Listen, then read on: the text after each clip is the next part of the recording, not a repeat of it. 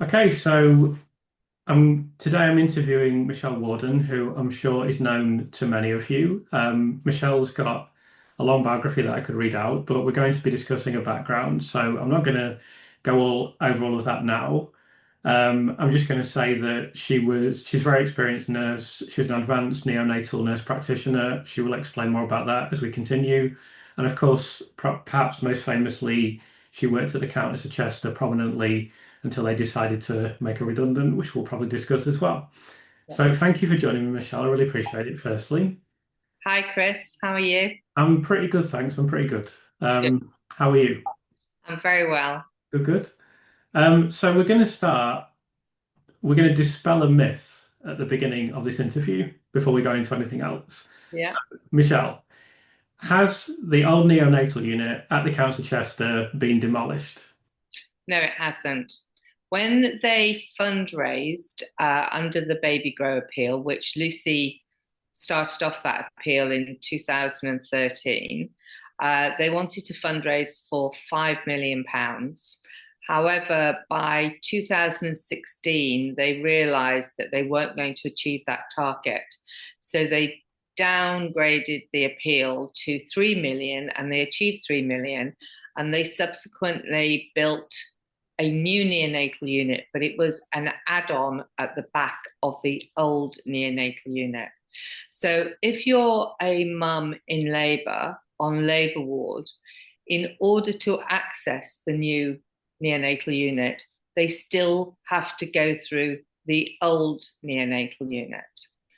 The government, after they'd finished building the new neonatal unit, which opened, I think, in about 2020, just prior to that, the government gave the Countess, I was told, £110 million to build a whole new women and children's hospital because the problems that we're probably going to talk about on the old neonatal unit with plumbing and such like were actually throughout the women and children's hospital.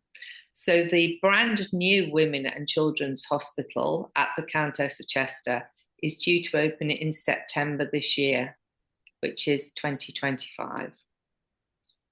That's great. So I'll probably still be asked about that another 25 times, but let's put that to bed anyway. So firstly, today we're going to be talking about Michelle's career, her knowledge, her expertise in nursing, obviously about the Countess of Chester, and we're going to get into Lucy's case a little bit as well. I particularly want to talk about the hospital because I've spoken to a lot of people, and she has significantly more knowledge about the hospital than anyone else that I've spoken to. She basically knows everything. So um, we're going to begin just by talking about something that I don't know if you've spoken about publicly, but when did you initially become a nurse? And I guess why? Why did you become a nurse initially? Okay, so I think I'd always wanted to be a nurse. I started my nurse training in 1979 at the Royal Liverpool Hospital. I loved it. I loved working in Liverpool. During the training, I worked at what was known as Oxford Street Maternity Hospital, Myrtle Street Children's Hospital, Sefton General, and of course at the Royal. And once I qualified in 83, I stayed there for a couple of years. I was seconded to the Freeman Hospital in Newcastle to do a coronary care course as I worked on coronary care at the Royal. And then in about 1985, I decided that I wanted to become a midwife. So I applied, and in those days, you could do like a top up course, which was 18 months. So when I trained in Liverpool, I was a registered general nurse, state registered nurse. Then I came to Chester to do my midwifery. And as I say, that was 18 months post graduation course. And then I became a registered midwife. I really liked midwifery, but I loved the babies. So in 1988, I went to work on the neonatal unit in Chester as a staff midwife. In 1990, I was maid sister. I went back to Liverpool Maternity Hospital to do what's known as my QIS training. Then I went back to Chester again.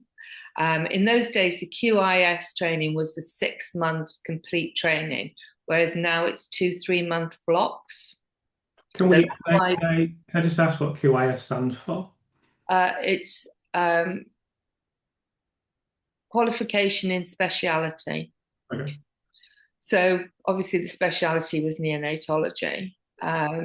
If you talk about Lucy, Lucy went to Liverpool Women's and did 2 3 month blocks, whereas I went for a complete 6 month block. And then in about 1993 at Southampton University, and interestingly, it was Dr. Mike Hall, who was the consultant neonatologist, and he was also going to be the defense expert in Lucy's trial. He recognized the need for advanced neonatal nurse practitioners. That role was very common in the United States, and he'd been to America and done a lot of research on that qualification.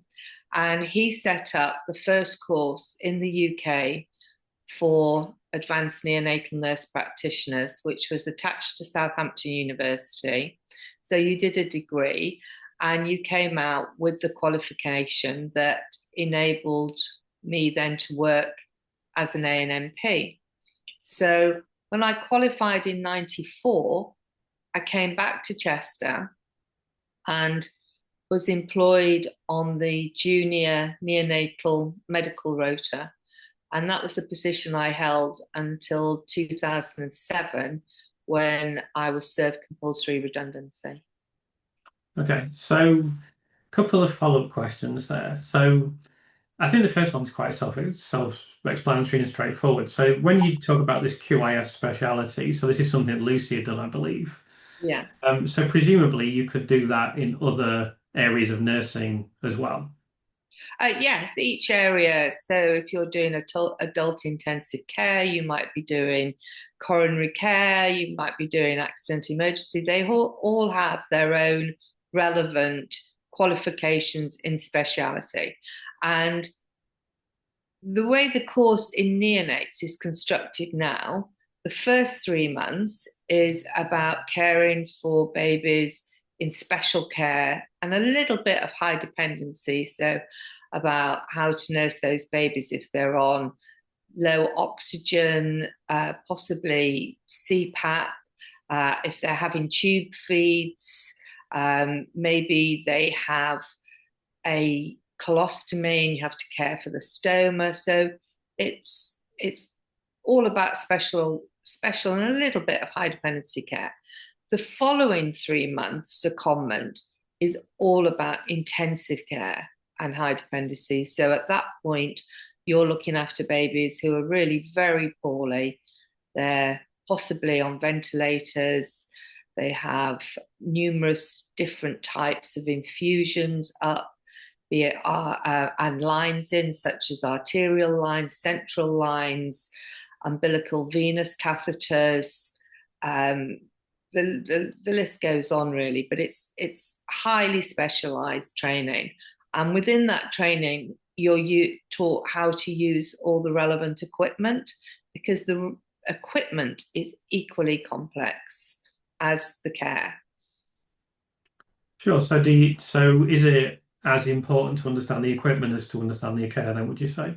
Absolutely. Because if you don't understand the equipment is very highly technical. I mean, lots of it now is computerized. You need to understand how the alarms work, what you're actually seeing on those monitors, learning how to recognize what the normal perimeters are, be it for a baby's blood pressure, their oxygen levels. The list goes on. So you need to know how to definitely use that equipment. So talking about my friend and yours, Dr. Dewi Evans, he obviously hasn't been in a hospital. He hasn't worked in a hospital now for nearly 20 years. I mean, I've probably been in a hospital more recently than him.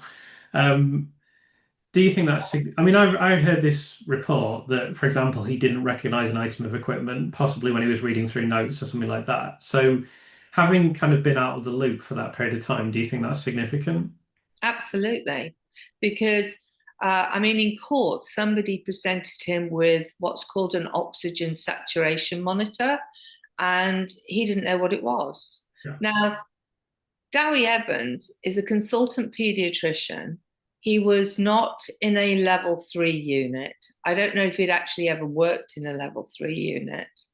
Um, and medicine, especially in neonatology, has moved at an incredibly fast speed.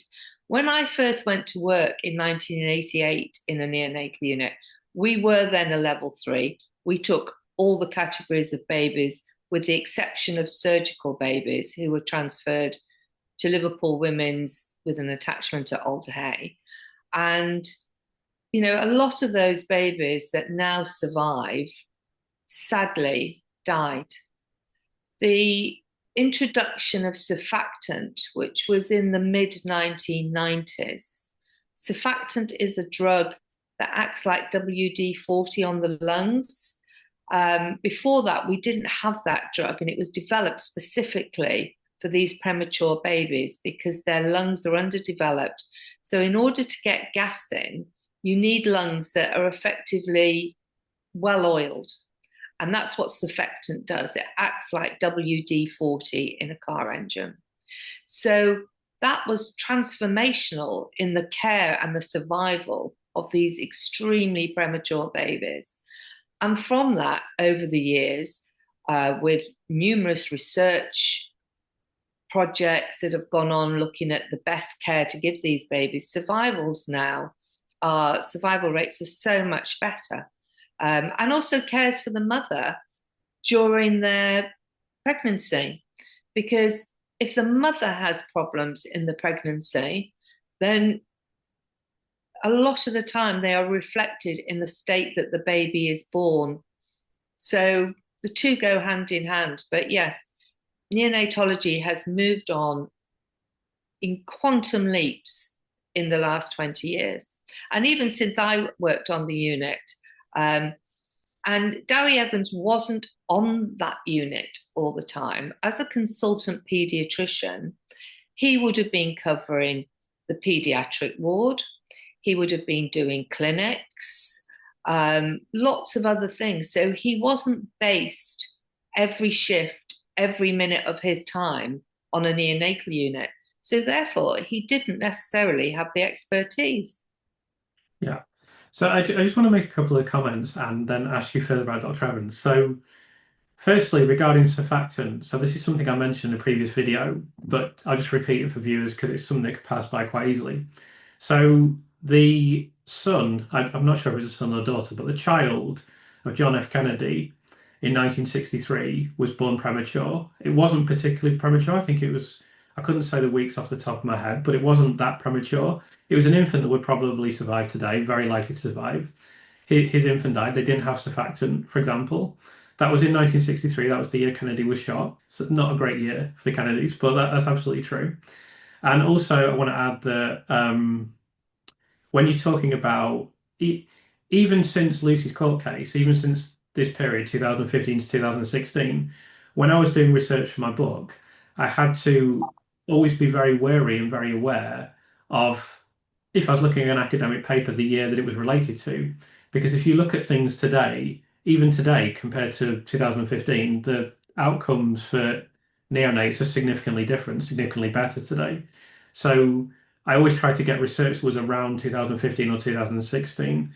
It's not always possible, but perhaps people don't realize that. But even today, the outlook for those infants on a competent unit would be better than it was in 2015, 2016.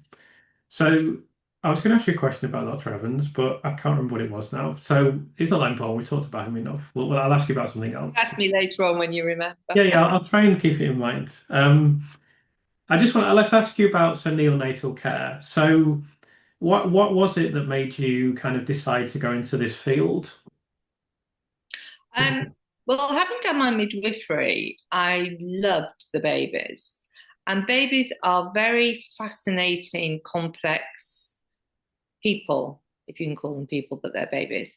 Um, The when they become sick, they can become sick for a whole variety of reasons. Some are tragically due to they're born with abnormalities such as a cardiac problem, so they have holes in their hearts, or their blood vessels are the wrong way around, or there's a whole spectrum of different cardiac abnormalities. And that occurs also across the board in every system. So some of them can have complete genetic syndromes. Some of them might have things that have occurred due to problems in the uterus. And then there are external forces such as infections, prematurity, maybe an illness that the mother has had, family history.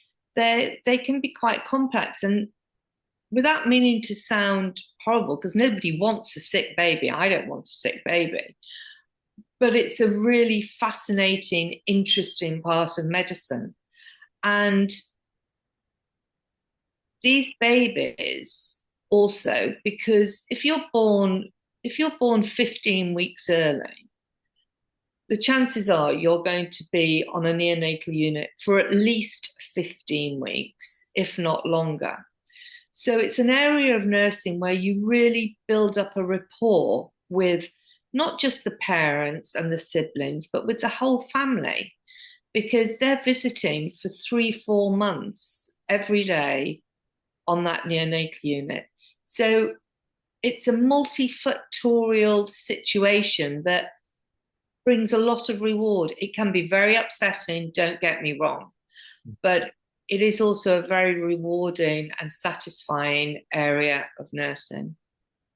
Yeah, I think so. When I was looking at the tour of the old neonatal unit, I mean, I was aware of this already, but it's when they get to the bit and they're saying this is where the parents sleep, you know, Yeah. um, it just kind of brings it home to you how traumatic it must be at times for the parents and how, you as a nurse, you have such a challenging role, I think, in that you have to be medically qualified, but then you have to be an extremely good carer as well. It kind of strikes me, certainly from what I've heard, that, you know, the consultants might not view the caring aspect of it. They might not be as good at that as the nurses are, from what I've heard. But I think that's a really interesting aspect of the job. And it must be working on it. So, I mean, a simple question I wanted to ask you was how challenging is it working in a neonatal environment? It's very challenging on many fronts.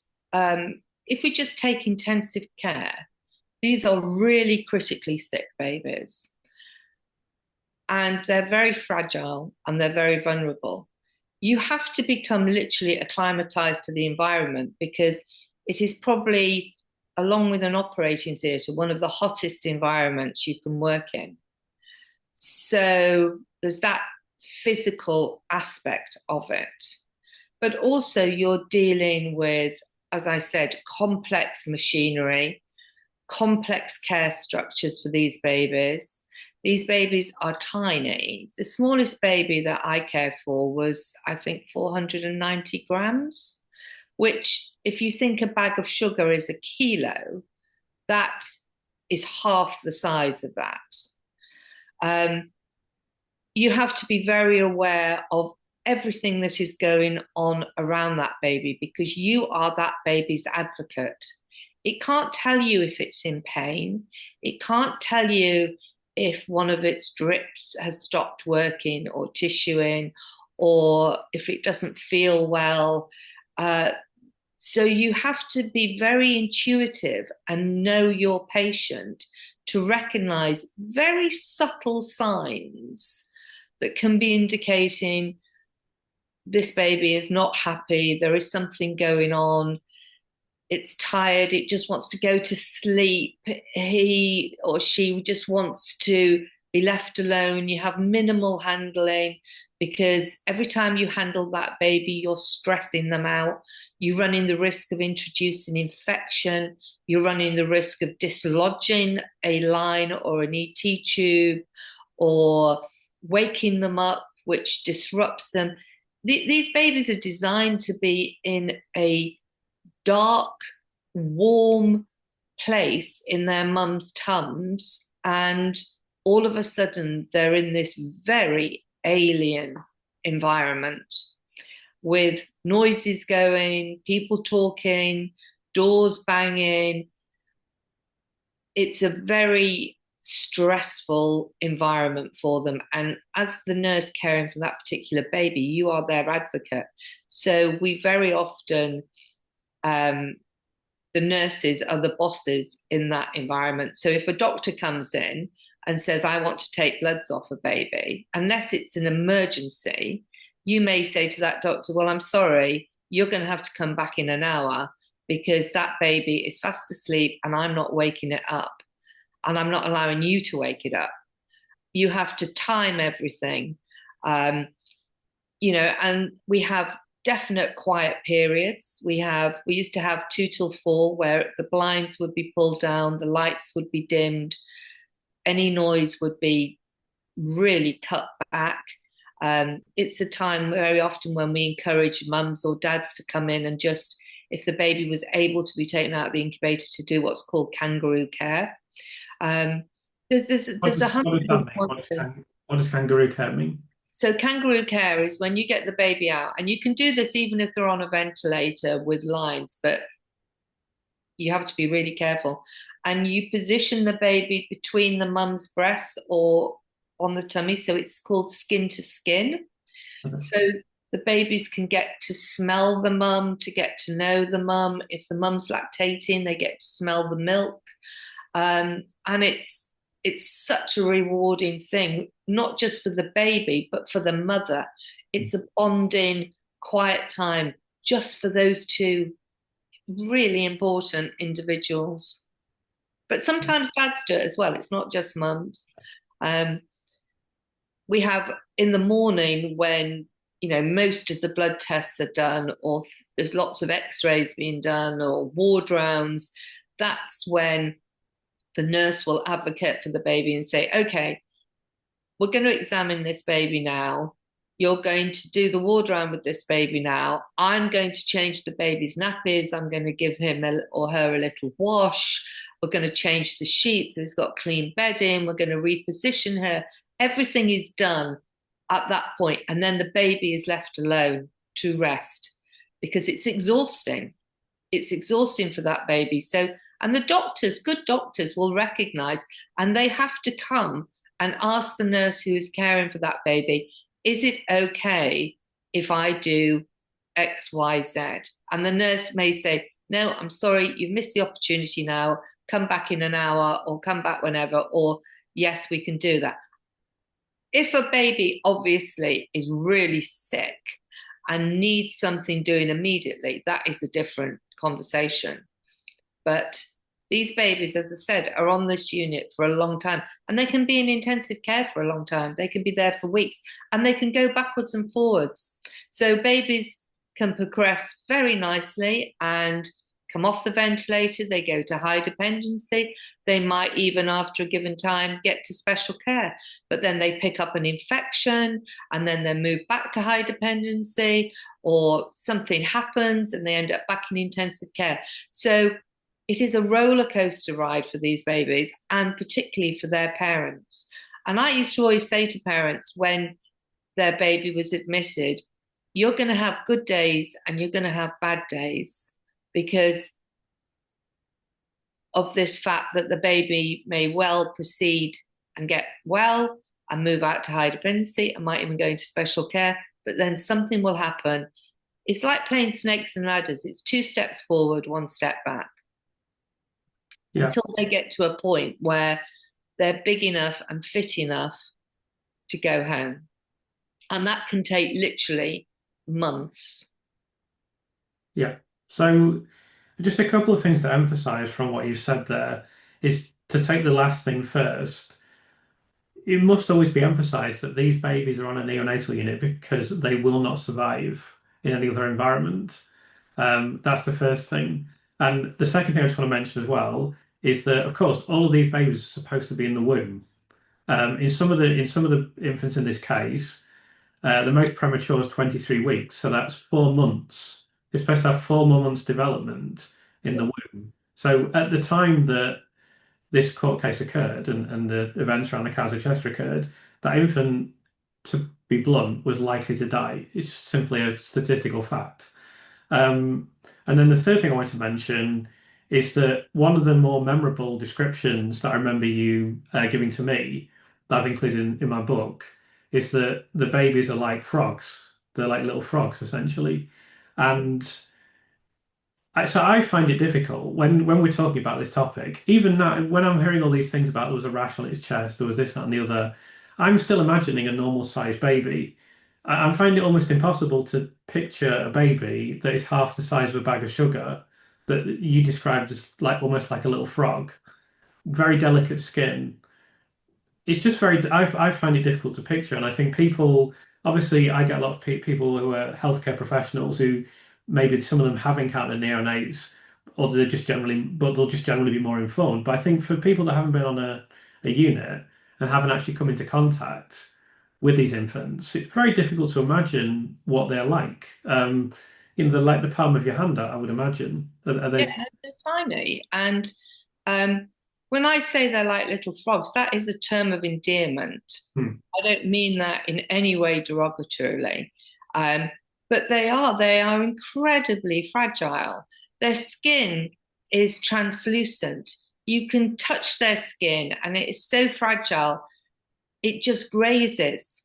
And you don't want that. You want this baby to develop and to grow and to go home with its mum and dad and its brothers and sisters and to be healthy. But it is a long and tortuous road to get to that point.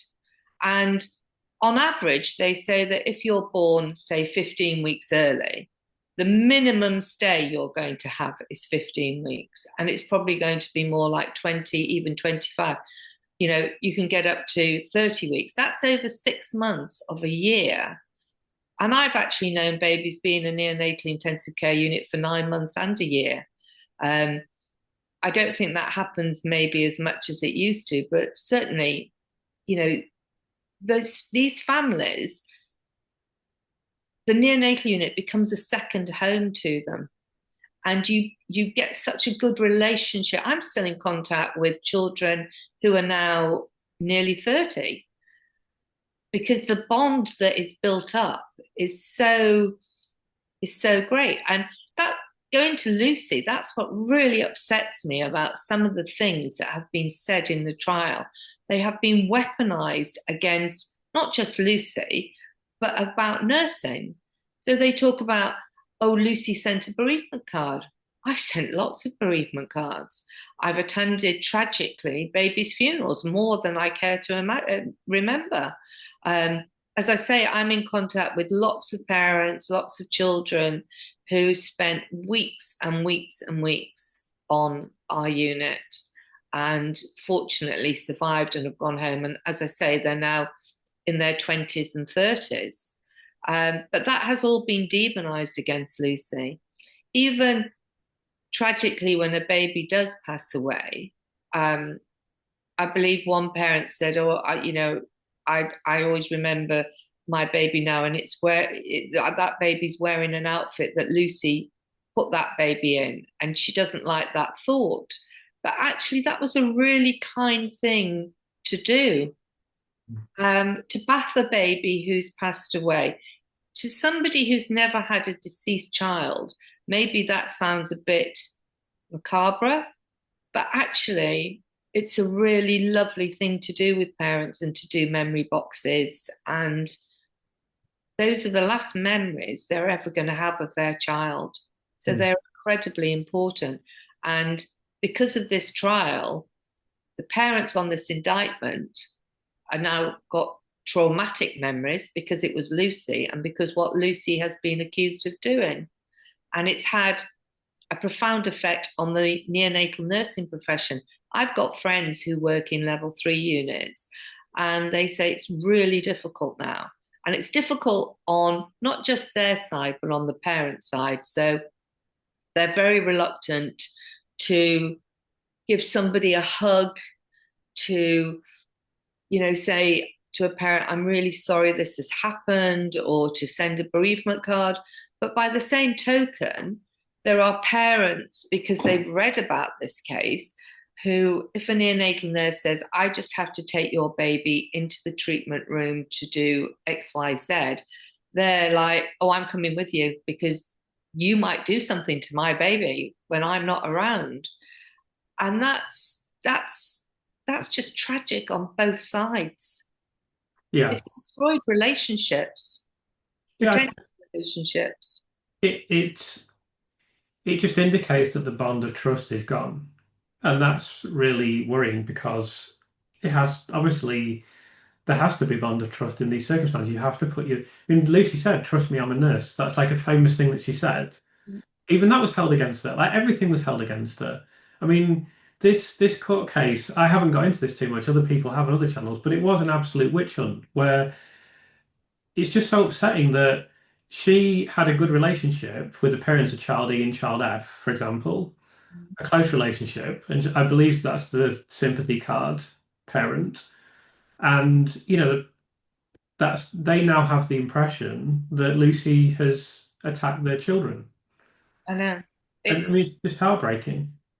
it's heartbreaking, and it's another really big problem that has been a subsequent to this is that why would you become a neonatal nurse? I loved nursing. I loved being a neonatal nurse. I loved meeting the parents and the families, and I loved caring for the babies. But now, why would you put yourself in the position of potentially having the finger pointed at you with no redress? The court case was just a travesty. It was terrible. Lucy thought she had a good working relationship with the consultants on this unit, but behind the scenes, they were pointing the finger at her. They didn't have the guts to go up to her and say to her face, oh, we think you've done this wrong.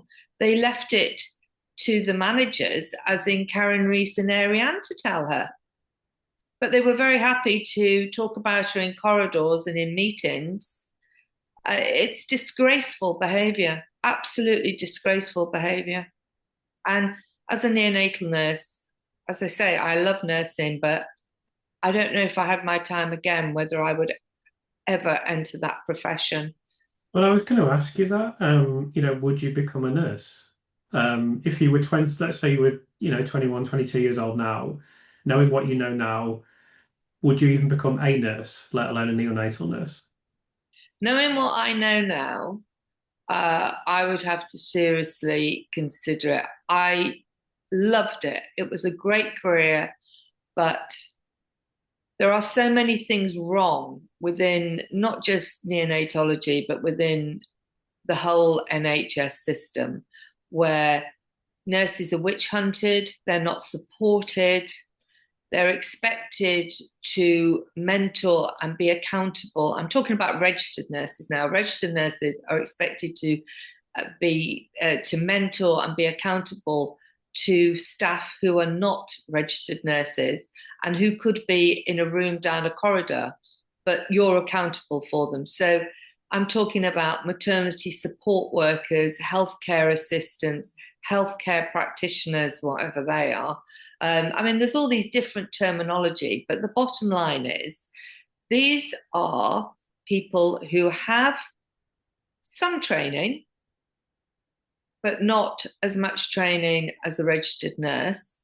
And but the registered nurse is still accountable for them.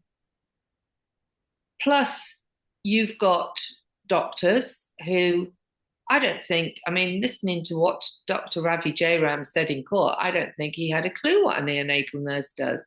He said with the baby K trial that he walked in and Lucy was stood at the incubator not doing anything.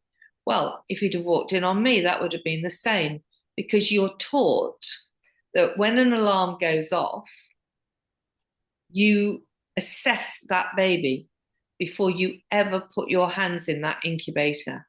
because the alarm going off could be something as simple as the baby wriggling and the probe losing contact, right through to the baby has actually dislodged a line or dislodged its ET tube, which was described in this baby K video trial. I mean, Ravi, in one of the ITV interviews, said, oh, a 25-weeker, he's never seen dislodge an ET tube. Well, that's because he was never on the unit. It happens all the time. And you know Ravi, don't you? I do know Ravi. Yeah. Yeah. So I mean, I've told this story before, but on the channel, but I was telling my friend about the child K case when I was she knew I was working on this, and I started to kind of outline some of the details to her. And I started to tell her about child K, and before I'd finished, she started saying, well, of course, the baby can knock the tube out. And she like gave a perfect description of, why it's ridiculous, without me even telling her. So I have to be careful what I say about this, but I just find it almost inconceivable that you could be a pediatrician and you could believe that the only way that tube can be extubated is deliberately. I just don't see any conceivable way you could believe that. Excuse me. I think it's like many things. You have to remember the timing of the retrial of Baby K. Hmm. So these consultants, going back to 2015-16, got an idea in their head. And it became a self-fulfilling prophecy for them. They looked for evidence to point the finger at Lucy. They were absolutely convinced that it was her. When it came to the retrial of Baby K, Ravi was riding on the crest of a wave. He'd been hailed in Parliament by Rishi Sunak as a hero, a whistleblower, and maybe some degree of, I don't know, maybe arrogance or overconfidence swept him along on this wave. I often wonder why, out of all the babies, and I think there were 6 that they couldn't come to a judgment on, why did the police choose Baby K?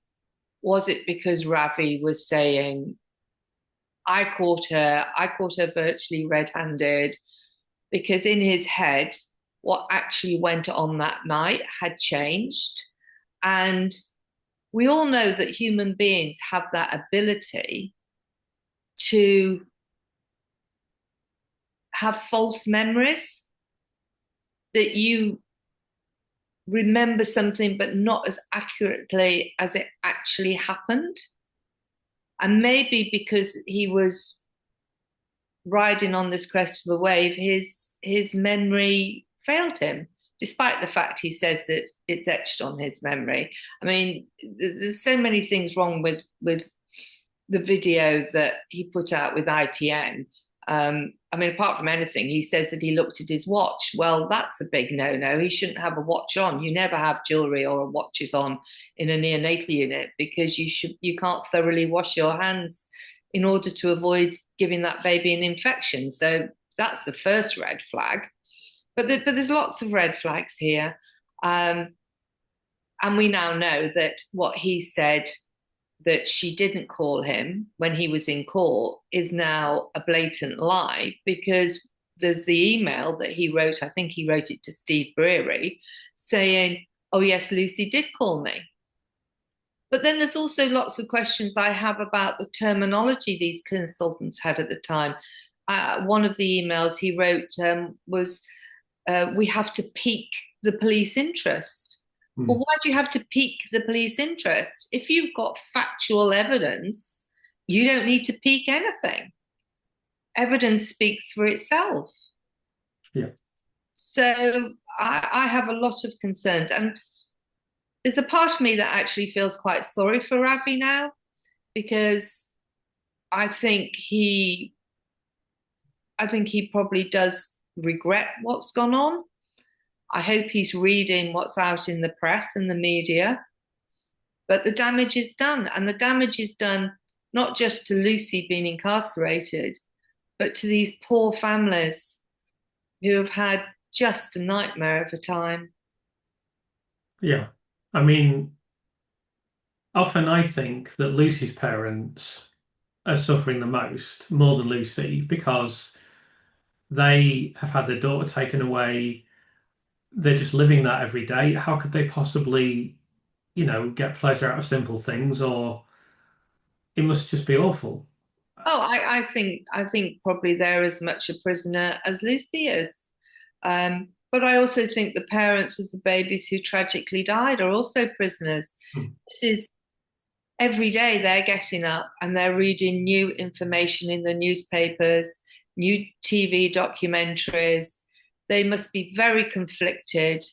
Um, I'm very surprised that none of them has reached out to Mark MacDonald to ask to read the new expert reports, because as a parent, whether I believed in Lucy's guilt or not, I would want to read what somebody's writing about my baby. Hmm. And I have concerns about the lawyers that they've instructed, because those lawyers are instructed because Lucy's guilty. But surely those lawyers should be also thinking to themselves, we have a moral duty to get to the truth here. And this is our client or clients. And maybe we need to have the conversation about what is actually going on here. Yeah, So, I'm glad you said that because I believe so. My very first videos on this channel were about the Thirlwall lawyers. Everyone can go back and look at them. And I know for a fact, because I've looked at their statement in depth and I've examined all of it, there is no indication that they have communicated to their clients, as you say, look, you were told something previously. You have to understand that this science that's being brought forward by these people is on a completely different level, and they are on a completely different level to the people who are in the court case. In my view, it's incumbent on them to do that, not just morally, but professionally. I understand that some of them are, I mean, some of them are representing the prosecution, like Simon Driver is representing the prosecution. He will be in the Court of Appeal when it gets to the Court of Appeal. I mean, that's an obvious conflict of interest that I highlighted in one of my videos, but it's very clear that from that statement, at the time that statement was released, we don't know what's happened since, but it's very clear from that statement that the lawyers have not informed their clients, actually, this science needs to be looked at seriously. And it's very possible, very likely, in fact, that there were mistakes made on the unit with regard to your baby. Now, as I totally agree with you that it's just not only it's not just moral and ethical, it's just clearly incumbent on the lawyers to inform their client of that. And I think if I am on the public stage, then I will try and call them out on that because they should be, as you say, by now, some of these parents should have looked at the reports and they should be aware of, because I've only seen the preliminary reports, that's all that's available to me.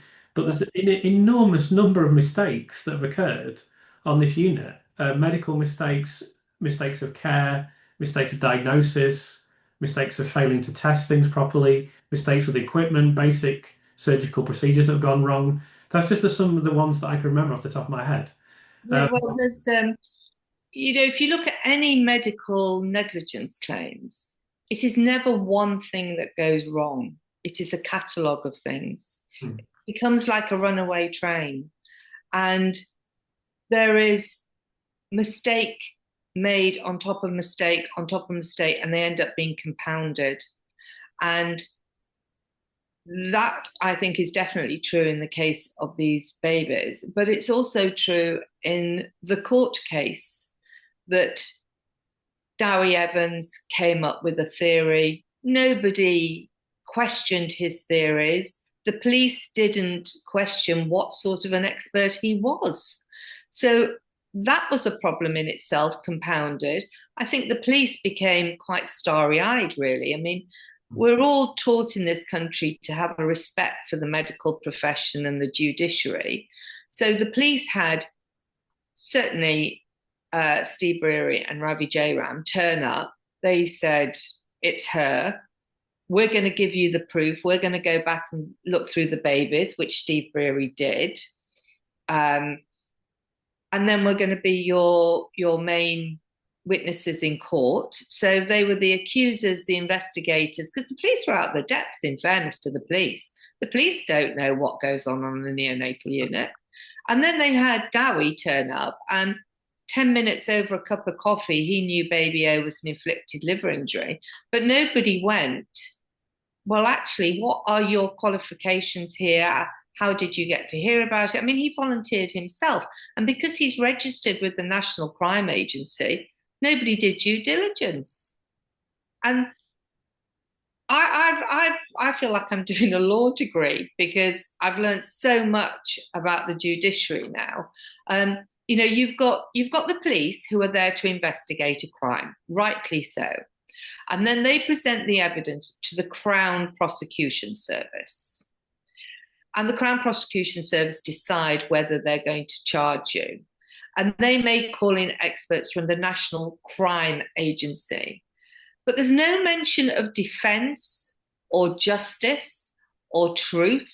It's the Crown Prosecution Service. It's the National Crime Agency. And then when you actually get the barristers involved, the barristers employed by the CPS are receiving tons more money than the barristers employed by the defendant, because the defendant's on legal aid. And we know that every government over the last 20 years has catastrophically cut the legal aid budget. And the same is true for expert witnesses. So expert witnesses aren't employed by a national justice system. They're employed either for the prosecution or for the defense. If you are an expert witness for the prosecution, you're on approximately £300 an hour. Whereas if you're an expert for the defense, you're on £100 to £150 an hour. Who is going to go and be an expert and give up your time and earn half the money that your counterparts? So the scales of justice are not the scales of justice to make it an even playing field. They're the scales of justice to convict you. Yeah. In addition to that, because I've spoken to someone who's been a defence witness and so forth, she said it's not just the money. That's obviously a very significant factor. But to go into defence, you're taking a massive reputational risk straight away. It's time consuming. You might all these people that like experts that would appear in a court case, they're all really busy people. They might only get the rudimentary details from the media. We know how well the media reports things, and just to make that even worse in this case, the police has stage managed the whole thing. Obviously doing all these things in relation to Operation Hummingbird, having selected journalists, having all those pre-briefings, post-briefings, everything that they've done. So you might, as an expert, and a lot of people I know now that are kind of prominent or high status people that are interested in this, they didn't know the first thing about it when Lucy was convicted. And it's only because someone has said to them, look, will you have a look at this? I mean, David Davis talks about this all the time. Yeah. Like, I just assumed she was guilty. And then some people I respect said, look, you need to look at this. Then all of a sudden I started getting emails. And then because he's done miscarriages of justice in the past, his attention was pricked. So there's a lot of barriers. Not obviously the money's a big one, but I think if you're going to go into a court case and defend someone who's accused of murdering babies, then you've got to be pretty damn certain that they're innocent. And it's difficult, can be difficult to get that understanding because we know how complex the medical information is in this case, even though we know now that the science put in the court is total rubbish, basically. Yeah. But that may not be immediately obvious unless you need the time to understand it, don't you? So that's kind of another issue as well. So no, the police, when they first arrested Lucy, dug up her garden, and I've since been informed by a police officer that that's standard police practice. Not because they thought they were going to find anything in her garden, but that is a tip-off to the press of, oh, the police are digging up that garden. Whose house is it? And therefore, the press have Lucy's name because it's her house. And the police can go, oh, hands up, we didn't release her name, but her name is then out in the media. And they're calling her the angel of death. Long before she ever got to trial, there was headlines all over. So then you've got lay people being recruited for a jury. How many of them had read a headline going, oh, a nurse has been arrested in Chester for murdering 7 babies? Well, she hadn't murdered 7 babies. She hadn't even been in court at that point. But it's how you have a headline before you've even got to trial. So it's a very warped system. And the system doesn't get any better as you go through the process. I am completely shocked. I've always believed in British justice. I'm British, I'm proud of it. And now I despair about the justice system. When you look at the Court of Appeal and the incredibly narrow terms of remit in order to get an appeal, because they have this thing about, oh, well, you can't have a second bite of the cherry. You know, that might be new evidence, but it could have been presented in court, so therefore we're not going to hear it. Well, that's just not justice. I always thought the American system was flawed, but actually I think you've got more chance of getting an appeal in the American system than you ever have here. And that's why we have the tragic stories of people spending 20, 30, 40 years in jail for a crime they haven't committed. The whole system needs massive reform, absolutely massive reform. And I think one of the first things is that so-called expert witnesses need to be vetted, need to be peer reviewed, a bit like maybe they do for a multidisciplinary team meeting when you diagnose with a cancer. They have all these people sitting around going, yes, you're the right expert for this, you're the right expert for that. But it comes from a justice group, not from a prosecution group or a crime agency group. There needs to be a whole new department to look at the evidence and how it proceeds to court. And how it gets to the Court of Appeal.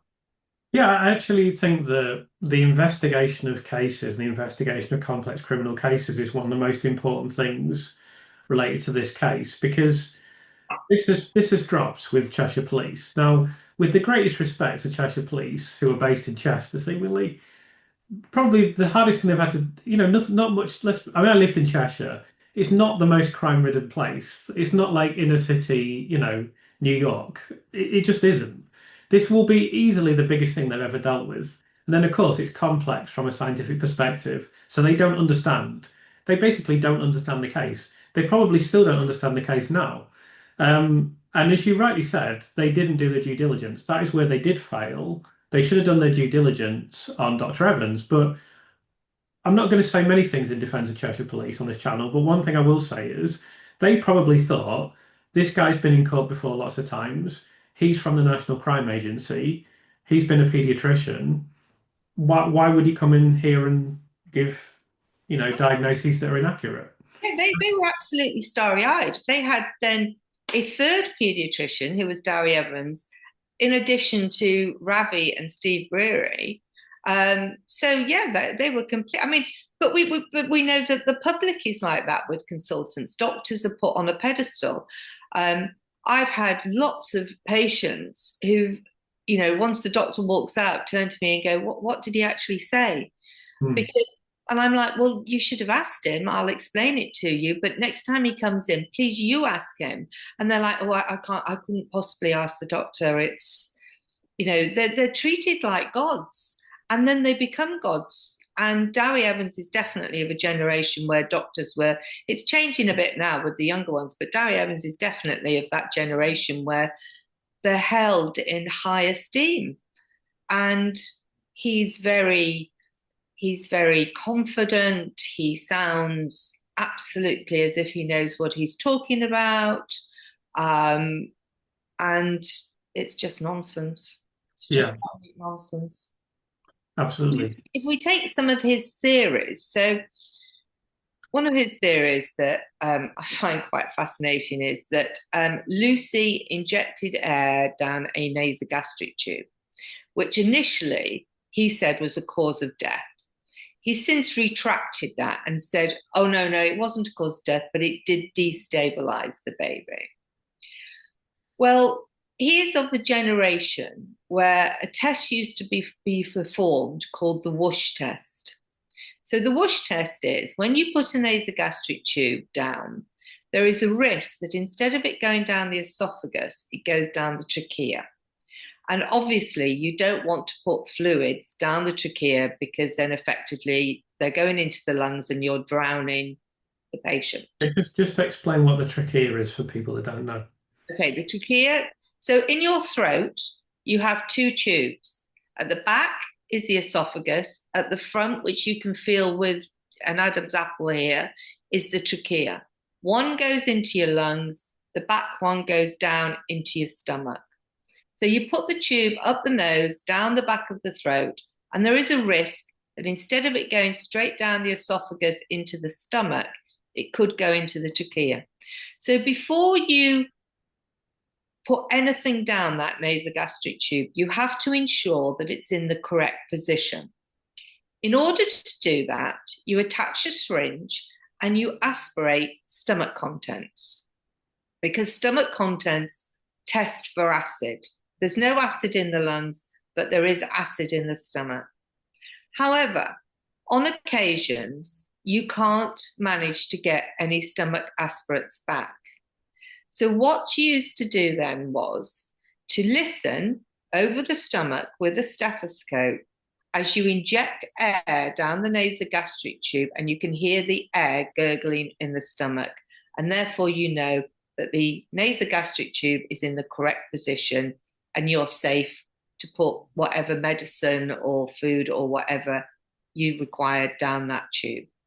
Now, Dowie Evans is of an age where I would have money. He's done that hundreds of times. I've definitely injected air down a nasogastric tube thousands of times. It was deemed not to be good practice in approximately 2009, but it is still done under controlled situations such as endoscopies and so on to check the position and to see what happens. But nobody's ever talked about that. And I have never, in 30 odd years of nursing, seen a baby be destabilized because you've injected air down a nasogastric tube. If you put too much down, the baby will just burp. It also comes back up the tube. It's just nonsense what he said in court, that it would splint the diaphragm or destabilize the baby. Or initially, he actually said it would cause death, but he changed his mind a little while ago on that one. So it's just pick up on something else related to that. People have said to me as well, it's difficult to get all the air to go where you want it to go. Do you agree with that? Yeah. Babies burp, it goes into their tummies, it goes into their stomachs. I've never seen, this splinting of the diaphragm and stuff. It's just nonsense. It's just absolute nonsense. Sorry. Have a drink. Yeah, that's absolutely great. So, you okay? Yeah. Sorry. No worries. So I want to just ask you your opinion on Child O, because you mentioned Child O, the triplet. Yeah, and then I want to rewind and talk about the hospital a bit more. But I know that you had, when I spoke to you, you told me a lot about Child O, the failures on the unit, and so forth. So I just wondered if you'd like to speak about that a little bit.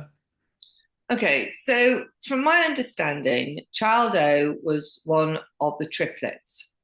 The triplets were naturally conceived and were all identical, which is very rare. And in fairness to that mum, her placenta fed those triplets equally. They were all on average about 2 kilos in weight, 3 little boys. Yeah, normal pregnancy. It was a high risk pregnancy because they were all identical and because they were born early. being born in Chester at 32 weeks should not have been a problem. And I'm sure if they'd have been in other level 2 units, they would have also delivered them, even though they had been seen previously at Liverpool Women's Hospital because they'd gone for scans, and there was talk they were going to be delivered in Liverpool Women's Hospital, particularly if they'd have been born before 28 weeks. But they weren't, they were 32 weeks. So they were born in relatively good condition. And if we take baby O at 1:30 in the morning, the night staff documented that that baby's tummy was becoming a little bit distended, and you could see loops of bowel. Now, that can indicate problems brewing. So when Lucy came on duty in the morning, she called the registrar to examine this baby. And the registrar said that the tummy was soft. There was some distended loops of bowel they could see, but he wasn't unduly concerned. This baby, I think, was 3 days old at this point, and had not had its bowels open, which is a red flag. So Lucy continued to feed it down its nasogastric tube, and I think the feed was given at 12:30. At 1:30, it vomited, this little boy vomited, and had quite a profound desaturation and bradycardia. That's a slowing of the heart rate and a dropping of the oxygen. Now, this is where it starts to go horribly wrong. At that point, the baby only had a peripheral cannula in, so just a normal cannula with a drip. And the registrar was crash called, and about 10:50, and intubated this baby, and this baby was moved from high dependency back into intensive care. Now, the first failing was that registrar then just left. If you have a baby in intensive care, you need more than one peripheral cannula in situ. So if I'd have been there, I would have cited a UVC, possibly a UAC, or put a central line in, a long line, and an IA line. So an IA line is an intra-arterial line, or an umbilical arterial catheter, or an umbilical venous catheter, or a long line stroke central line, because those go into much bigger blood vessels. And if a baby continues to desaturate and to bradycardia, you might need to give some very potent drugs. And you should never give those drugs via a peripheral cannula. But that doctor just left that baby and walked out. So this baby is now in intensive care, and it's about 2:00 in the afternoon. I think about 3:30, the baby had a further profound desaturation and bradycardia. And the registrar was crash called, and he happened to be walking along with the consultant who was on call that day, who is one of the anonymized consultants. So they came to the neonatal unit. They extubated the baby and re-intubated the baby because they thought there was maybe a problem with the endotracheal tube. At that point, they started to put another peripheral cannula in, but the baby continued to have desaturations and bradycardias.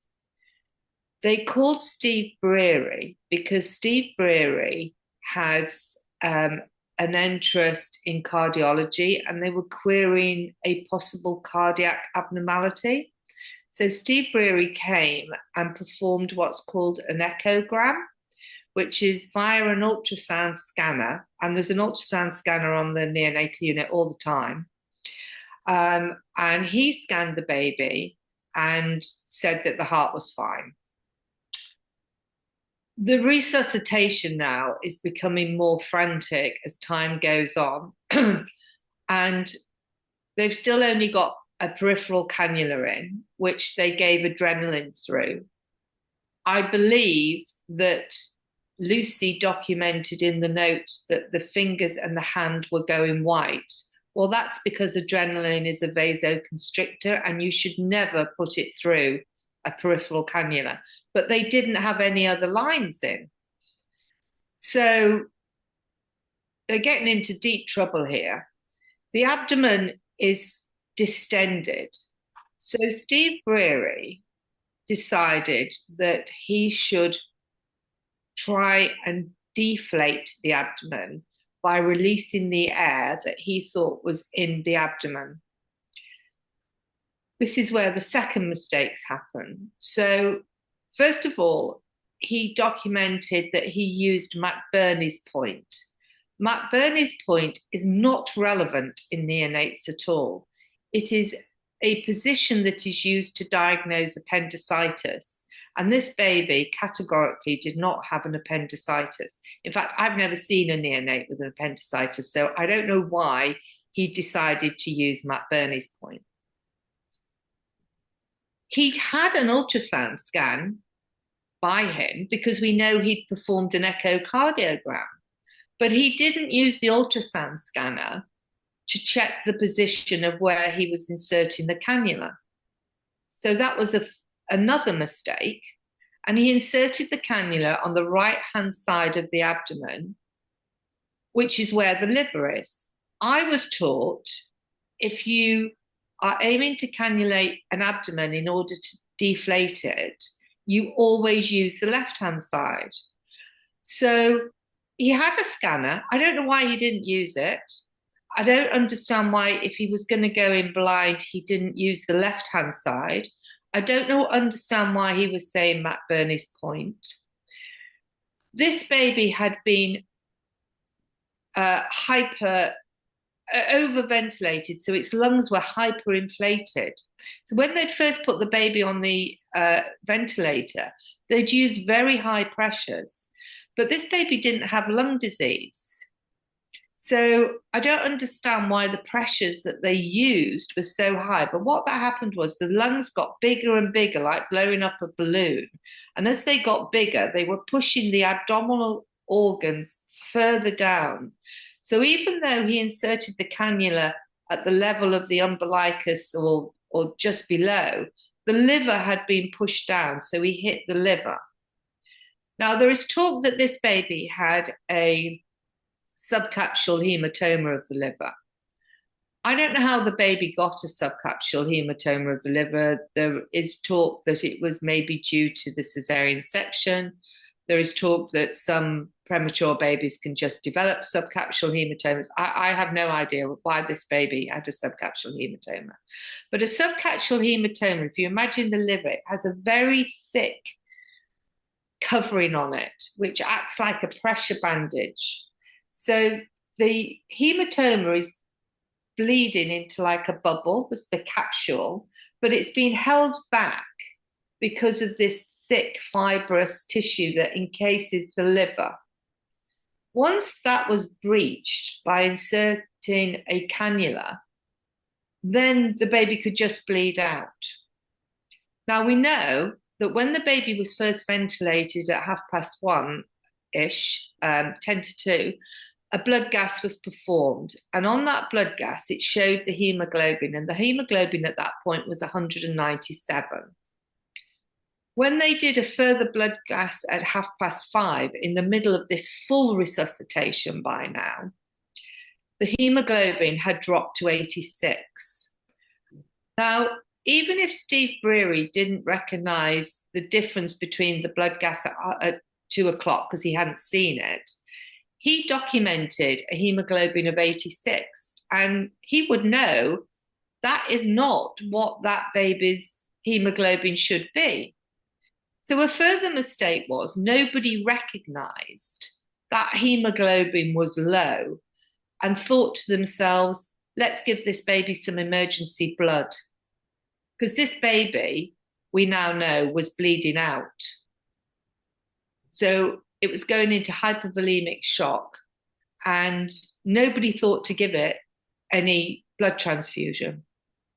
In the meantime, Dr. Gibbs had arrived at approximately 20 past 4 because he was the consultant who was going to be on call that night. So he'd come to the unit to see what was happening and walked into the full resuscitation. And because they still hadn't got any central lines in, he cited an intraosseous infusion, which basically means you put it into the femur, and it gives you direct access to a big network of arteries and so on to get fluids into this baby. So there was numerous things wrong with this resuscitation as it went along. And tragically, I think about 5:45, 5:50, they withdrew treatment. They said the baby had passed away. Just awful, just awful.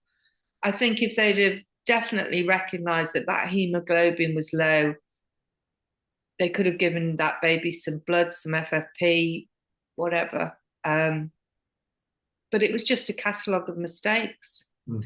And I think the mistake really first started earlier on in the day when they failed to recognise that this baby was slowly deteriorating with a distended abdomen, having a profound bradycardia and desaturation, which is what babies do when it's there. That babies don't have cardiac arrests.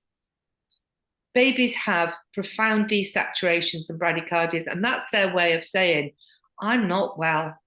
I am really not feeling 100%, and I'm not well.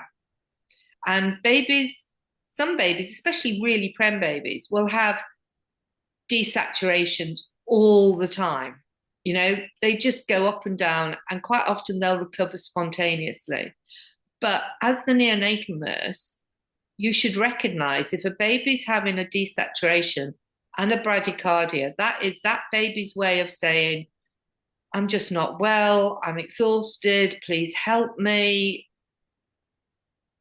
And a good neonatal nurse would pick up on that, and a good team.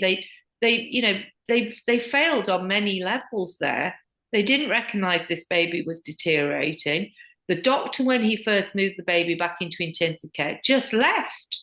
I mean, it's just ridiculous. He didn't put any lines in. That baby had one peripheral cannula in intensive care. You talk to any intensive care nurse, whether it's pediatric, neonatal, or adult, and they will all tell you that patients in intensive care have numerous lines in, not just one peripheral one. So it's just a tragedy, and I feel so sorry for those parents of those triplets. It's just awful. So I have a couple of follow-up questions. So you touched on both of the answers already, but I just want to reiterate this really. So when I looked at this case, I have a fraction of the understanding and knowledge that you have, but I just couldn't understand why you wouldn't use imaging for the procedure. Like, can you think of any conceivable reason why that wasn't done? I don't know. I mean, maybe he panicked. Maybe, panic, or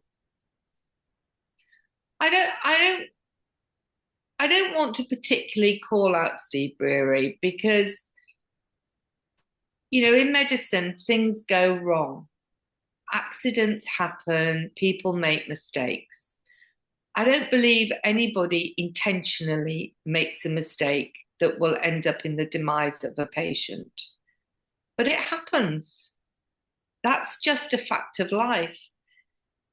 In the case of this baby, though, there was a catalogue of mistakes that were failed to be realised. You know, the fact that the night staff were reporting that this baby had distended abdomen, had loopy, you could see the loops of bowel through the abdomen, that the baby had a desaturation and a bradycardia at lunchtime, had a vomit. And then it just became the knock-on effect. The registrar intubated the baby and then left it. Mm. I mean, I don't know what to say because I would never have left a baby like that. I would have stayed and put in lines because you know in your head that if a baby requires ventilation, the chances are it could deteriorate further, and therefore you're going to have to give it some very powerful drugs. And those drugs should not be given through a peripheral cannula, they should be given through a central line or a long line or a UVC, whatever. Excuse me. And then, yeah, it was just one mistake after another. Steve Brearey came, he had an ultrasound scanner. I don't know why he decided to use the right side and didn't go in the left side. Um, Yeah. they didn't recognize the dropping in the hemoglobin. Um, you've got to remember this baby, if he's 2 kilos, he has got a circulating blood volume of approximately 180 mils. That's about a cup of tea.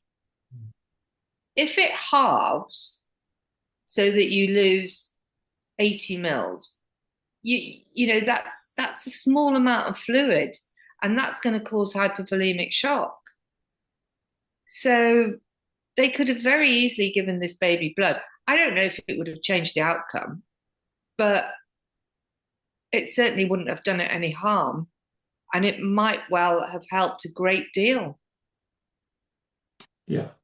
So I agree with what you said about mistakes happening, and I'm sure everyone did try their best on the unit. And when I talk about this, I do try to firstly be fair-minded, and secondly also acknowledge that this is a very challenging occupation and profession, and they're dealing with life and death circumstances. They're human, they have emotions, as you say, and also I'm always conscious of the fact that I don't work in healthcare. I wouldn't because I understand the pressures that are involved, and I don't have any qualifications to do so. With that being said, if you could summarize, like how bad were the failings in this case? I think there was numerous missed opportunities. Um, the biggest one was that the doctor left at lunchtime and didn't put any further lines in because that would have saved a lot of trauma later on. The other thing you've got to remember is, though, that Steve Brearey and this consultant who was anonymized, but is in the gang of four, as they say, that pointed the finger at Lucy. Did this become a self-fulfilling prophecy that they already, by the time this baby was sick, had it in their heads that Lucy was doing something? Mm. They didn't know what Lucy was doing, but they definitely thought Lucy was the reason that these babies were becoming sick, were collapsing, and were dying. So they get crash called to the unit, and the nurse there is Lucy.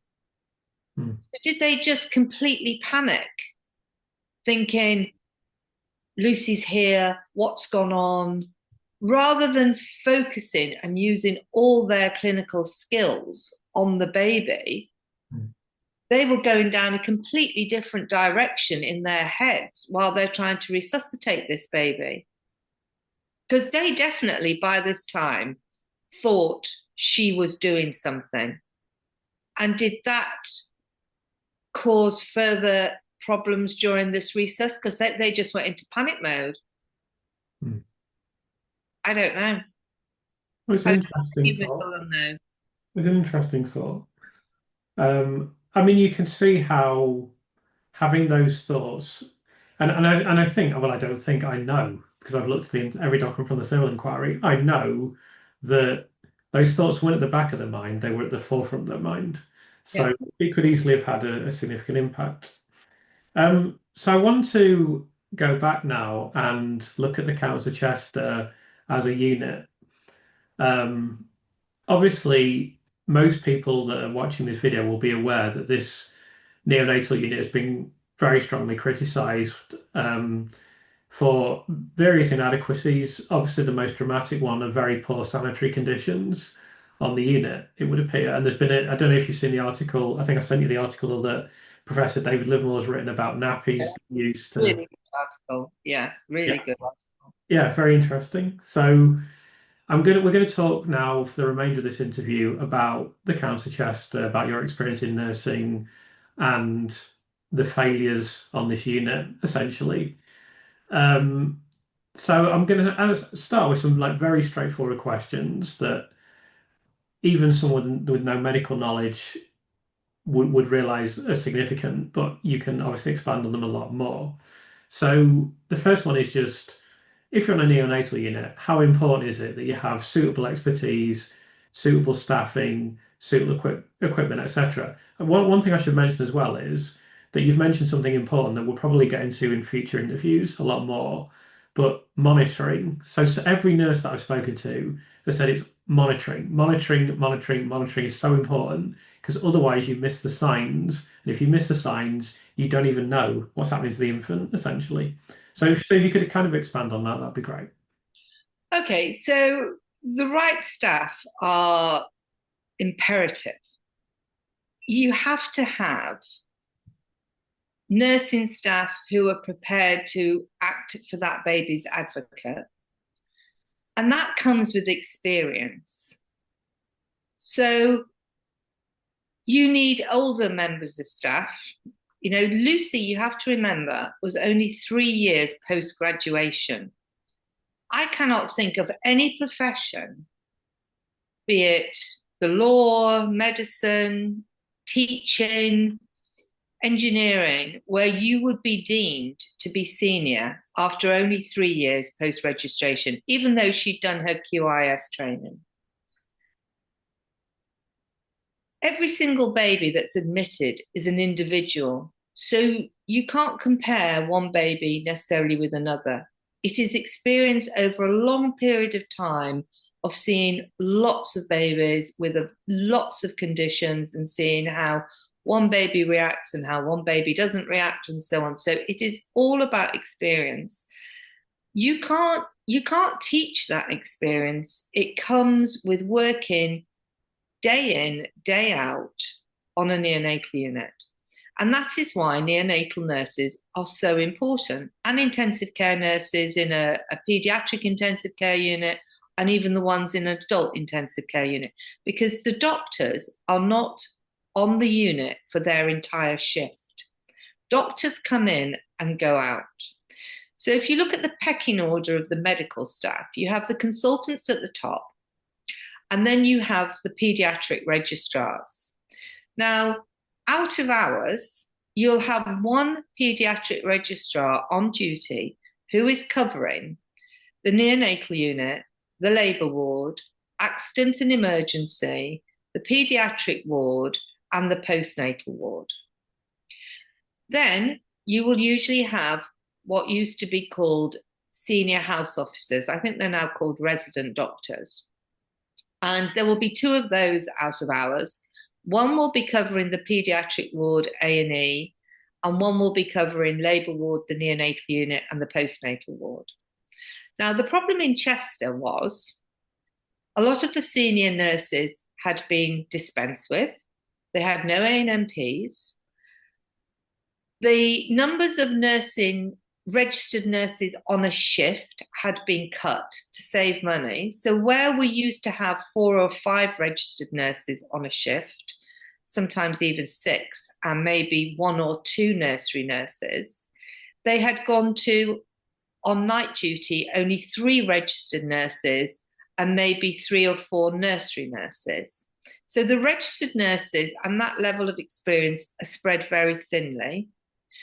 The doctors, instead of having paediatric junior doctors, SHOs, had been pulled by the dean in the medical faculty in 2013.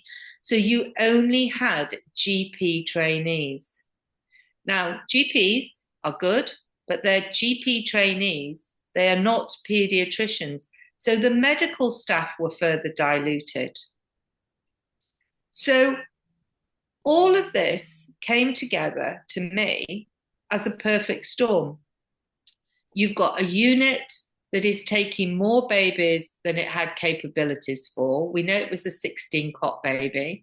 At some points during the indictment, there was 20 babies on the unit. They didn't have enough staff.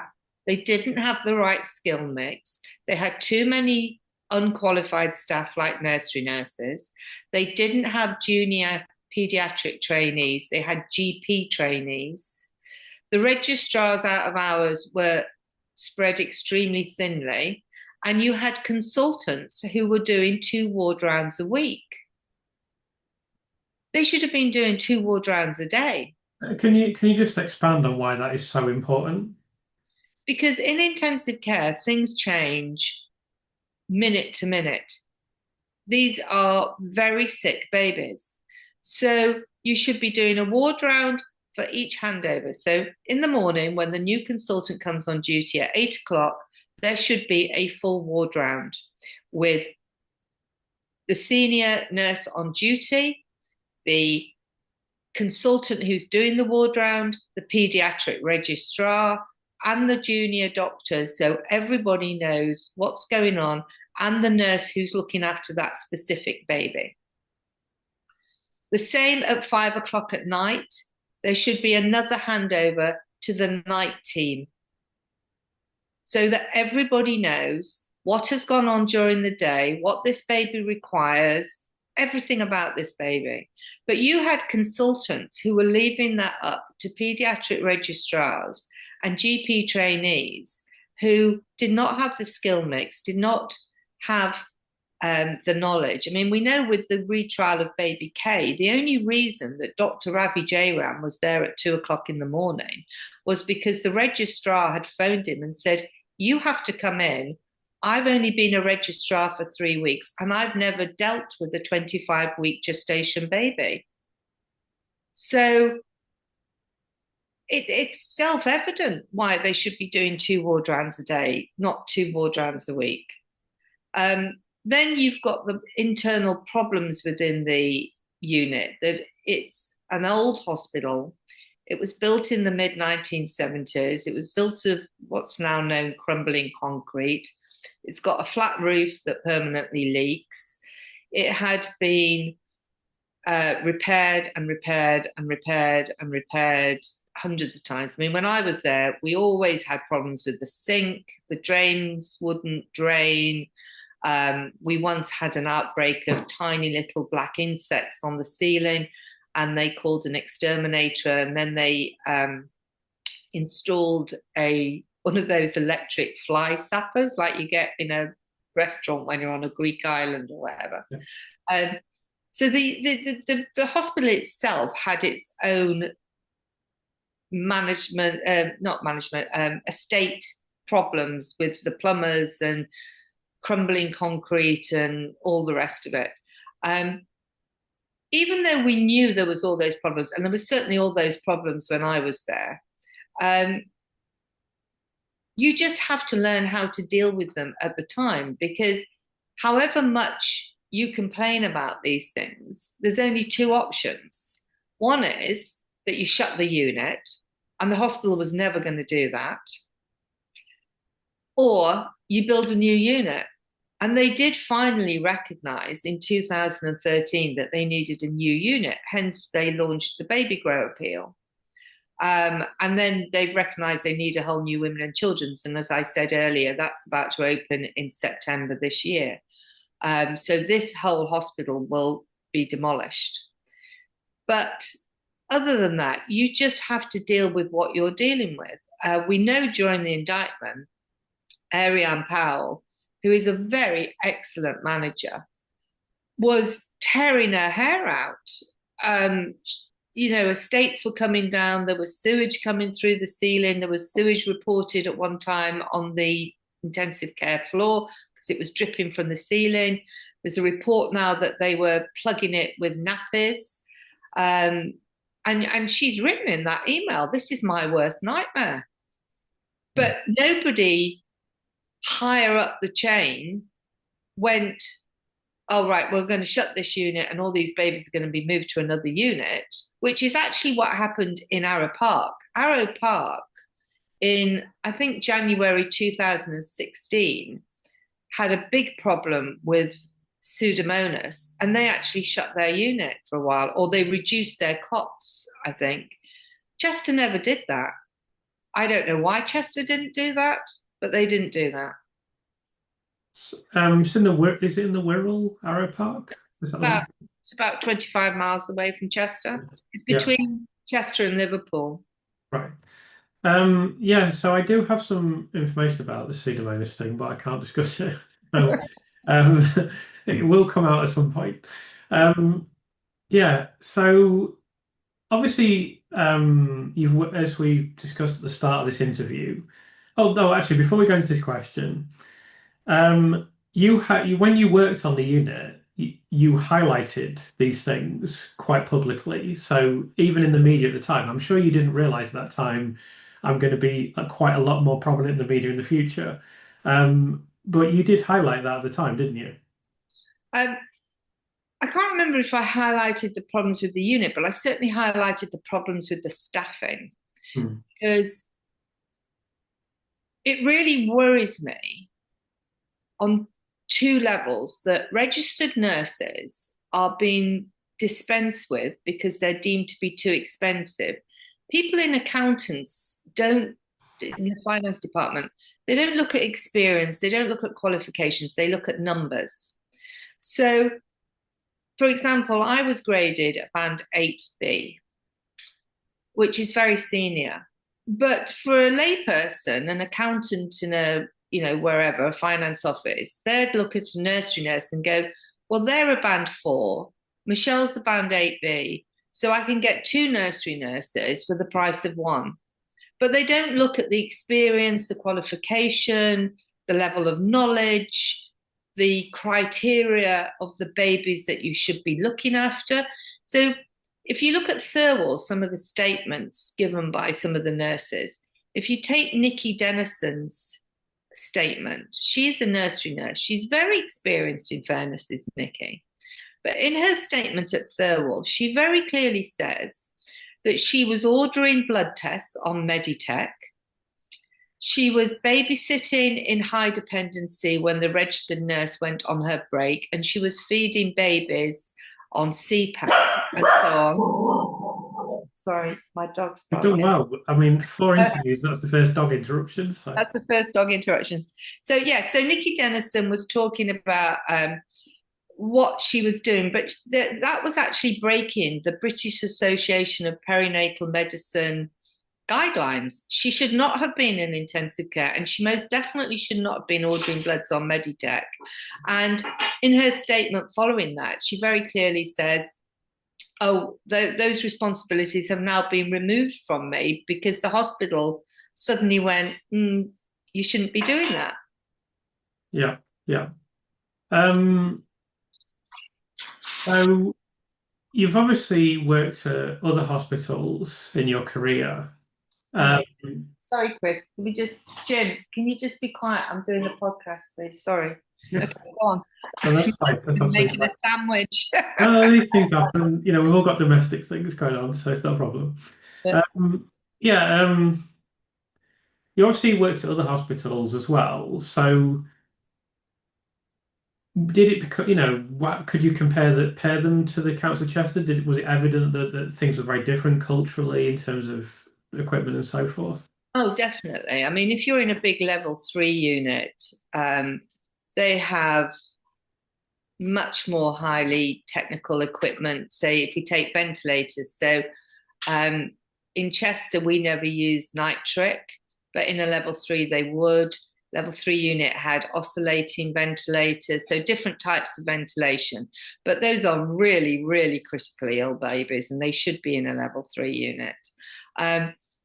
Most level 2 units have adequate equipment, but again, it goes back to how you use it and your level of expertise and knowledge. So if we take the anonymized consultant, we know from 2014 with baby Noah Robinson The mistake that happened with him was, and this happens, they intubated the esophagus as opposed to the trachea. Now, yeah, that happens. The mistake was they failed to recognize it. And they failed to recognize that the machinery, the oxygen monitor, the capnograph, were clearly saying, this baby's not getting any oxygen, the carbon dioxide levels going up. The chest x-ray, they misinterpreted. So they didn't join up the dots to think, actually, this endotracheal tube is in the wrong place. Instead of that, they spent 30, 40 minutes changing monitors, saying the monitors were broken, rather than recognizing the initial mistake was that they had intubated the esophagus as opposed to the trachea. And the coroner, in fairness, at that baby's inquest, very clearly said, what is the point of having all this expensive equipment if you fail to recognize the readings and you don't believe the readings? That was the big failure. They didn't believe what the machinery was saying. They just went, oh yeah, it's probably broken, we'll change it. It's somebody equated it to me as an airline pilot looking at an oil gauge and going, there's no oil, but it doesn't matter because it's probably broken. Yeah. You just wouldn't do that. No, you have to flash the instruments on a plane. Yeah. I nearly became an air traffic controller at one time. That's something that people don't know about me. Oh, But really? yeah. That's So I've job. flown a plane before and stuff. So yeah, well, the thing about it is people don't realize when you're an air traffic controller, you do, I think it's 2 p.m. till 10 p.m. for about 2 weeks, 3 weeks. Then you change completely. You do 10 p.m. to 6 a.m. Then you Yeah. do that for 3 weeks. Then you do 6 a.m. to 2 p.m. And that's it for the rest of your life. So I was like, I don't fancy that. Yeah. I nearly did it, but I just thought, come on, I mean, this is going to ruin your life, basically. I mean, it's just too much. I know there's some shift work in a lot of jobs, but you just literally have to do shifts constantly. So it's in a bit too much. Anyway, let's get back on topic. The last thing that I wanted to ask you about, I think we've touched upon virtually everything else I wanted to discuss, but there's something very, very important that we need to discuss finally, which is the swipe card data. So you've told me quite a few things about this, and these are obviously this is quite well documented by now. But let's discuss all of the problems with the swipe card data that was presented in court. Okay, I think you have to go back and understand why there is swipe card data. So when I first went to work on the unit in 1988, the doors were open. Anybody could walk in. But at some point, and I think it was the early 90s, in a hospital, a baby was kidnapped from a maternity hospital. Thankfully, they got that baby back and they found who had stolen the baby. But after that, it was decided that maternity hospitals or places where there was babies could be vulnerable to kidnappers. So they installed swipe data. And that is why the swipe data is when you come into the unit, not when you go out, because it was designed to stop Joe Bloggs walking in to an area where there is a baby, be it on a maternity ward or a neonatal unit or a pediatric ward, and being able to steal a baby. So it was never designed to record where the staff were. It was designed to stop a potential kidnapper coming in and stealing a baby. So when you leave the unit, you don't have to swipe out, you just press a button. But to come into the unit, you have to swipe in. Now, the neonatal unit has numerous entry points. So you've got the main corridor where there is swipe data in. You've got the doors between labour ward and the neonatal unit where you have to swipe in again. But then you have what was known as the back door. So the back door led up to the back stairs, and it was from the neonatal unit, you could just open it and walk into like a hallway, and you could go up the stairs onto the postnatal ward. And the unit staff used that all the time because up on the postnatal ward was an area called transitional care. Transitional care is a specific area where mums are kept with their babies, but their babies require a little bit more help, maybe with feeding, or they might be having antibiotics, or they're not sick, but they require additional care. And the nursery nurses and staff on the neonatal unit look after those babies upstairs. So the mothers are cared for by the midwives, the babies are cared for by the staff. So they were constantly running up and down the back stairs.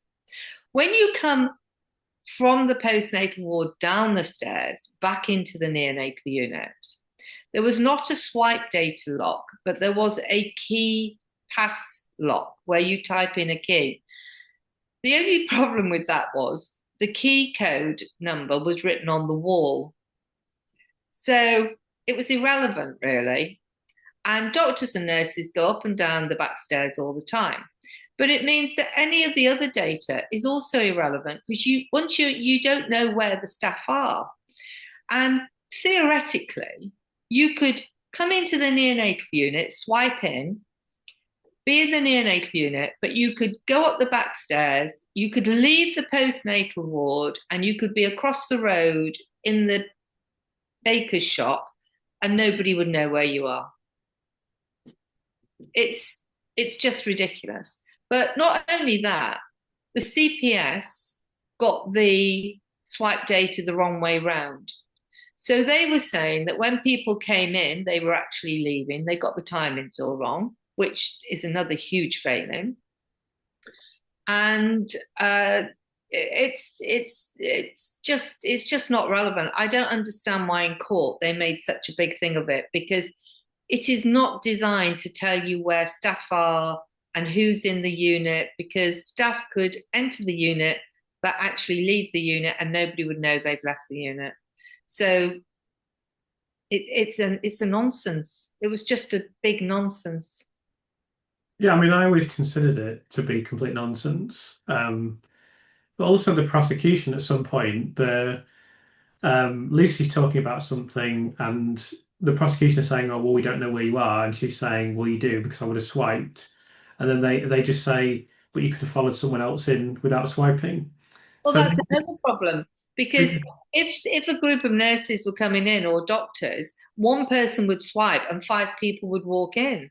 And that's true of families, in fairness. So there's a button at the nurses' station. So because you get to know who the parents are. So if a mum came down and she had, I don't know, 5 members of her family with her, you could press a button at the nurse's station and she could walk in along with 5 other people. But you haven't got a clue who those 5 other people are. You're yeah. reliant on her saying, well, these are members of my family.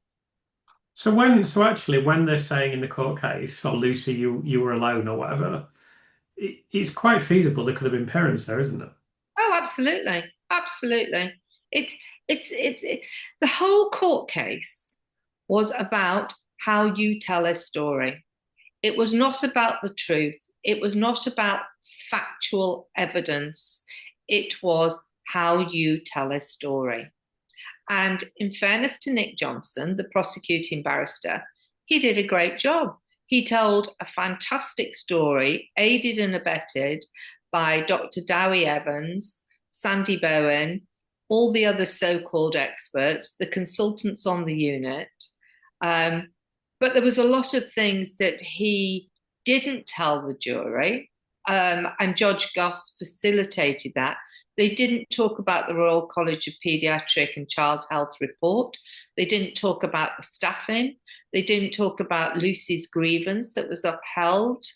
They didn't talk about in the Baby K trial in front of the jury the fact that Ravi was in discussions with Jeb Mercurio to write a script of some sort. So he wasn't an impartial, unbiased witness if you're in discussions with Netflix. They didn't, I mean, there were so many things they didn't talk about that were withheld from the jury. Nick Johnson got his 15 whole life confessions. He did a good job. Poor Ben Myers. I don't know what was going through Ben Meyer's head. At times, he really tried to cross-examine Dowie.